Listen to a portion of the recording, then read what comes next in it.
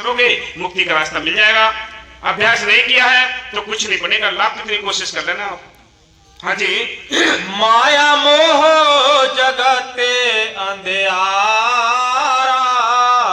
ये माया मोह का अंधकार छाया हुआ, इसमें कुछ दिखाई नहीं देता, रास्ता दिखाई नहीं देता। अगर अंधेरी रात में आपको छोड़ दिया जाए जंगल में तो आपको पता नहीं पड़ेगा कि रास्ता कहां जा रहा है, कौन से रास्ते पर चल के हम अपने घर पहुंचेंगे। ये माया का कोहरा आ जाता है, जैसे अभी जनवरी में या दिसंबर में कोहरा आता है। ये कोहरा हमारे रास्ते को रोक लेता है।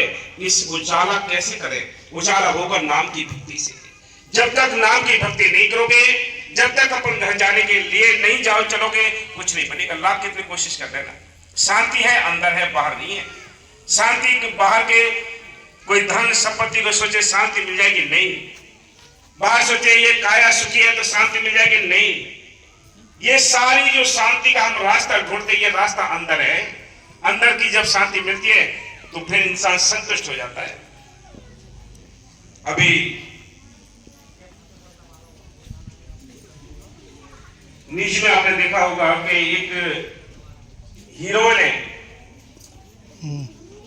यानी फिल्मी कलाकार, और अपना जीवन परमात्मा के लिए समर्पण कर दिया है। देख लो कितना पैसा होगा, ये पता है आपको? भाई जो हीरोइन हो, कितनी फिल्में बनाती हो, उसके पास क्या कमी है? अगर ये पैसे में शांति होती तो वो पैसा क्यों छोड़ती? परिवार में शांति होती तो परिवार को क्यों छोड़ती वो? या जाति धर्म में शांति होती तो क्यों अपनी जाति धर्म छोड़ देती? इसलिए संत कहते हैं शांति है नाम के अंदर। शांति है तो नाम के अंदर है, और अंदर है शांति, बाहर नहीं है। आप ये सोचे ये भूत व्याधा इनको शांति है या देवी देवताओं को शांति, इनको भी शांति नहीं। ये शांति कि ये क्या है? ये तो इस सृष्टि को, इस 84 लाख दुनिया को, इस काल के देश को चलाने के लिए कार्य करता है। संत कहते हैं वो शांति तो अंदर है, अंदर मिलती है नाम के जरिए। इसलिए संतों ने कहा है कि उन्होंने अपनी शांति नहीं छोड़ी है। कब नहीं छोड़ी है? जब उनको अंदर से रस आया। हाँ जी। और अज्ञान कामे की लारा, समझदार वो है किसी बात को समझकर अमल करे। सारी दुनिया अज्ञानता में है, वो ये सोचती है जो हम कर रहे हैं वो ठीक कर रहे हैं। लेकिन विचार करो, सोचो, समझो। आवश्यकता पड़ती है उस टाइज की। तो जो मालिक का ज्ञान है उसके लिए आवश्यकता पड़ेगी उस टाइज की। वो उस टाइज कौन है? वो हमारे रहबर कौन है? वो राहगीर कौन है? वो संत है, उस मन के बख्शे हुए आते हैं। वो हमारे अंदर वो टीका कर देते हैं, वो नाम का इंजेक्शन लगा देते हैं हमारे अंदर। वो ये जीव जो आत्मा है वो बलवान हो जाती है। जब बलवान हो जाती है तो ये काम, क्रोध, लोभ, मोह, अहंकार से लड़ने के लायक बन जाती है।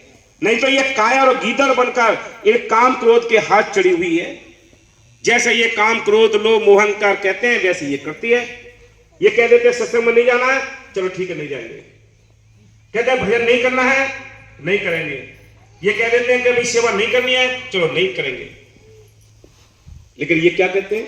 ये कहते हैं चलो बच्चे पालने हैं, चलो खेती बाड़ी बढ़ानी है, चलो ये फैक्ट्रियां लगानी है, चलो ये काम करना है। इधर को ये ले जाएंगे, इधर को ले जाने वाले कोई बहादुर होते हैं। कृपा होती है उन पर जिनको ये इधर जाते हैं परमार्थ के रास्ते। दो रास्ते हैं अभी आपके पास, दाएं और बाएं, दो रास्ते हैं। परमार्थ करो, स्वार्थ करो। लेकिन संत कहते हैं कि बिना स्वार्थ और परमार्थ के ये पक्षी आप यानी गगन में उड़ नहीं सकता। दोनों काम करने ही है। भाई आपने 12 घंटे या 10 घंटे ड्यूटी इस परिवार के वास्ते देते हो, खेती बाड़ी बिजनेस व्यापार करते हो, ये भी काम करने हैं। क्योंकि इसके जरिए भी हमने परमार्थ भी करना है, और इसके जरिए ही जो हमारे सिर पर लगे हुए कर्ज हैं वो कर्ज भी चुकाने हैं। कौन से? बेटी बेटाओं के पालन पोषण करने हैं, ये भी काम करना है। सामाजिक कार्य करने हैं, ये भी काम करना है। लेकिन संत कहते हैं फिर क्या करना है? इनके साथ रहते हुए 1 या 2 घंटे ड्यूटी उस मालिक के वास्ते दो, जो आपका राम नाम का धन इकट्ठा होगा। जब तक ये धन इकट्ठा नहीं होगा तब तक परमार्थ का ये धन लेकर आप उस मालिक के देश में नहीं जाओगे, तब तक आप वहां को सम्मान नहीं प्राप्त कर सकते। अब वहां यहां तो सम्मान ले लेते हम थोड़ा, ये तो टेम्परेरी सम्मान है। भैया टेम्परेरी सम्मान है कि आपको ये कहते हैं अभी बहुत पैसे वाले हैं, बड़े समझदार हैं, बड़े ज्ञानी हैं, आपको सम्मान मिल गया। तो ये सम्मान तो क्षण भंगुर है, कुछ ही देर के लिए सम्मान है, लेकिन जिन्होंने उस मालिक की दरगाह में सम्मान प्राप्त कर लिया है, उनके सम्मान 50-50 हजार वर्ष हो चुके हैं, 20-20 हजार वर्ष हो चुके हैं। कब अपने यानी संतों के साथ मिलकर नाम जप कर उन संतों ने, महात्माओं ने वो सम्मान हासिल किया है, जो आज कितने 50 हजार वर्ष हो चुके हैं, ग्रंथ शास्त्र पढ़कर फायदा लेते हैं, उनके बच्चों को पढ़ के फायदा लेते हैं। वो सम्मान प्रकट करो, वो सम्मान हासिल करो, उस सम्मान को पाने के लिए चिंता करो, जो यहां भी काम आता है, परलोक में भी काम आता है। एक सम्मान के पीछे पड़े हो तो याद रखो एक ही सम्मान तो यही रह जाएगा। कोठी बंगले यही रह गए, बैंक बैलेंस यही रह गया, बेटी बेटा यही रह गए, जाति धर्म यही रह गए, मान सम्मान यही रह गया, ये काया भी यही रह गई, जल गई, राख हो गई। बोलो, इसलिए संत कहते हैं भाई ऐसा भी तो धन इकट्ठा करो, ऐसा भी सम्मान प्राप्त करो, जो वहां भी सम्मान हो यहाँ भी सम्मान हो। मालिक ने सम्मान करके ही तो नरसी का भात भर दिया, द्रौपदी की लाज बचा दी, प्रहलाद को बचा दिया, वो सम्मानित तो दिया मालिक ने। इसलिए संत कहते हैं दोनों काम करते चलो भाई। पक्षी दो परों से उड़ता है, दो पंख होते हैं, एक पंख अगर काट दिया है तब भी नहीं उड़ सकता। दोनों पंख स्वार्थ और परमार्थ दोनों करते रहो। मालिक की मैं से अंदर मालिक बैठा तुम्हें अंदर से मिल जाए, वो जिंदा है, जिंदी ताकत है। उसने पहले ही संतों के भक्तों के काम किए, आज भी वो कर रहा है, आगे भी करेगा। लेकिन याद रखो उसके यहाँ दिखावा नहीं होता, वो दिखावा नहीं करता। कोई कपड़े लगाने की आवश्यकता नहीं, कोई माला लटकाने की आवश्यकता नहीं। वो क्या करना है, संतों से नाम लेकर नाम को अभ्यास करने की आवश्यकता है। हाँ जी, सतगुरु मिले तो बाट बतावे। वो संत मिलते हैं, उस्ताद मिलते हैं, गुरु मिलते हैं तो वो रास्ता बताते हैं कि अंदर चलो, अंदर का रास्ता चलना है, बाहर का नहीं।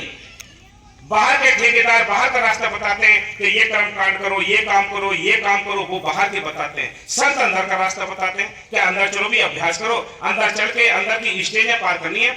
बुधा चक्र पर गणेश जी का वासा, जो पहले भक्ति होती है। दूसरी स्टेज आती है आगे इंद्री कमल है, जब ब्रह्मा यानी ब्रह्मा और सावित्री की पूजा होती है।